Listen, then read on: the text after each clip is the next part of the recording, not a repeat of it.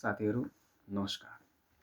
म युकेको यर्कसयरबाट हर्कप्रसाद अधिकारी बोल्दैछु।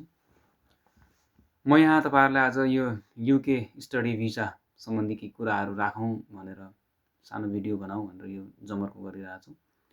मलाई हिजो विशाल मगर भाइले दाइ के यसो भिडियोहरू बनाइदिनु पर्यो, हामी पनि आउने प्लानमा थियौं भनेर सोध्नु भएको थियो है।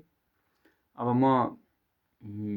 म पनि धेरै भएको त छैन, आएको 6-7 महिना मात्रै भयो हो। मैले आफ्नो एक्सपिरियन्सहरू सेयर गर्दा तपाईहरु अब युके आउन चाहनुहुन्छ भने अब दुईटा इन्टेक हो। मेरो युनिभर्सिटीको नाम यर्क सेन्ट जन युनिभर्सिटी, यो यर्कसयरमा यसको मेन क्याम्पस छ। लन्डनमा पनि छ यसको। हामी जस्तो हाम्रो नेपालतिर हुन्छ नि टियु को अब विराटनगरमा छ, अन्त छ भने जस्तै एउटा चाहिँ अब एफिलिएटेड कलेज चाहिँ यसको युनिभर्सिटीको लन्डन क्याम्पस पनि रहेको छ। अनि एउटा हाम्रो मेन क्याम्पस मेन युनिभर्सिटी भनेको यर्कसयरमा हो। लन्डनबाट तपाईले बाइ ट्रेन आउनु पर्दा लन्डन LNER को ट्रेनमा आउँदा 3 घण्टा, लन्डन नर्थ इस्टर्न रेलवे बसमा आयो भने 6 घण्टा। अब तपाईहरुले दुईटा इन्टेकमा आउन सक्नुहुन्छ यहाँ। एउटा सेप्टेम्बर इन्टेक जो अब नेपालमा प्रोसेसिङहरु सुरु भइसक्यो होला, अब दशैंपछि पनि गर्न सक्नुहुन्छ। सरी, दशैंपछि त सक्नुहुन्न पहिल्यै। अनि अर्को चाहिँ अब जनवरी इन्टेक जो दशैंपछि पनि सक्नुहुन्छ। दुईटा इन्टेकमा तपाई आउन सक्नुहुन्छ।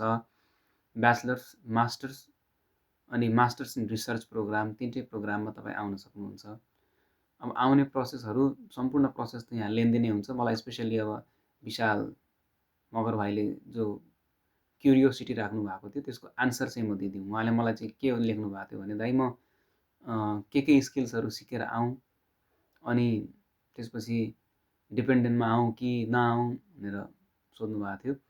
अब म विशाल मगर भाइलाई के सल्लाह चाहिँ दिन्छु भने हैन, अहिलेसम्म रिसर्च बाहेक अरु कुनै पनि प्रोग्राममा डिपेन्डेन्ट ल्याउने प्रोग्राम छैन।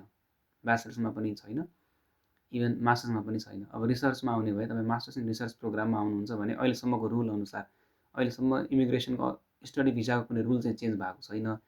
केही सातामा नयाँ रुल आउँछ कि भन्ने चाहिँ हो अपडेट। तपाई आउन सक्नुहुन्छ। त्यसको लागि आइएल्स को एक्जाम दिन पर्छ। IELTS not less than 6.5 each band यो हुन पर्छ र तपाई रिसर्च प्रोग्राममा आउनुहुन्छ अनि आउन सक्नुहुन्छ श्रीमती ल्याएर। अर्को अब स्किल्स के सिकेर आऊँ भन्दै हुनुहुन्थ्यो। मैले एक्सपिरियन्स गरे अनुसार तपाईले ड्राइभिङ जान्नु भएको छ भने ड्राइभिङ स्किल्स तपाईसँग छ भने बेटर हुन्छ। ड्राइभिङ सिकेर आउनुस् र यसपछिका बारटेन्डरका कोर्सहरु, बरिस्टाका कोर्सहरु, यी केही कोर्सहरु छन्, यी सिकेर आउँदा पनि हुन्छ।